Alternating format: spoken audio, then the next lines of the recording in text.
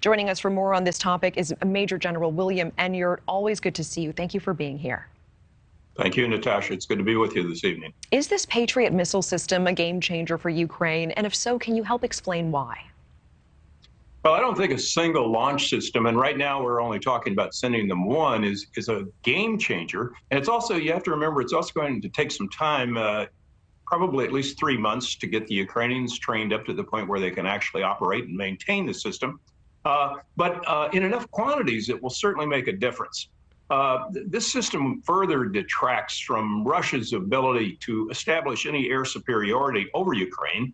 And it enhances Ukraine's ability to defend against Russian fighters and bombers, as well as their cruise missiles.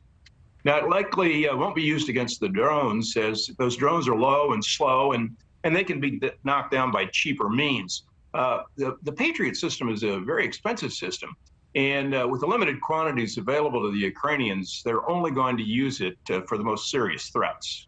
Will military aid from the U.S. ultimately help Ukraine end this war? Is that the key, or does the end more likely lie in diplomacy?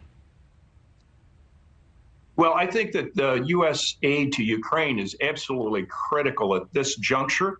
Putin talks about ending the war, but he's not talking about ending the war. He's talking about winning the war when he talks about ending it. And ending the war without Ukraine being conquered by Russia requires U.S. and Russian aid. You know, at the beginning of the war, Russia's army was somewhere between 3 to 5 times larger than Ukraine's. Their air force 10 times larger. Russia's population is 3 times the size of Ukraine. So it's very much an outweighed battle in terms of the size of the relative nations and their military forces. Ukraine's really been punching above its weight, largely because of the training that the Ukrainian military has received over the last 20 years from the U.S. and NATO, which has made a real qualitative difference in the Ukrainian military. And, of course, the receipt of updated Western weapon systems has been a real equalizing factor here.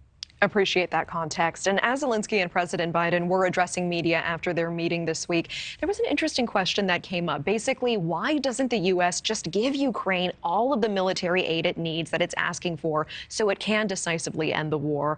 And President Biden basically said there is a balance here, lending aid without disbanding the EU or NATO. Can you help expand on this? What delicate dance is happening? Why can't Biden just give them everything they need to end it once and for all? Well, you know, we have to remember here that Russia is a nuclear-armed nation, and that should Russia feel threatened to the point where it thought it was going to be destroyed by the U.S. or by NATO or by Ukraine, the leadership there is certainly capable, and in fact, we've heard them make threats of launching nuclear weapons. We don't want World War III, because none of us will walk out of World War III unscathed. So it's a bit of a balance there. We want Ukraine to be able to defend itself, yet not be so aggressive that Moscow, the Kremlin, feels threatened to the point of existential survival. So that is indeed a very delicate balance. And I've never met a general or an admiral yet who didn't want more resources, whether it's troops, ships, or planes. So the Ukrainian military, of course, wants more, and I certainly understand that. And at this point, they do need some more, particularly in terms of air defense systems. But we want air defense systems, not air assault systems. Really appreciate you illustrating the stakes for us. Why do you think Putin is changing his tone by finally calling his invasion a war? Is it intentional? Can we read anything into that? Oh, it's absolutely intentional, but I don't think it's aimed at us as much as it is aimed at the Russian people. You know, it's no longer a lightning swift takeover of another nation's territory. Instead, it's morphed into the largest war in Europe in 75 years, the most devastating war in Europe since World War II. Putin can no longer call an operation of this size a special military operation.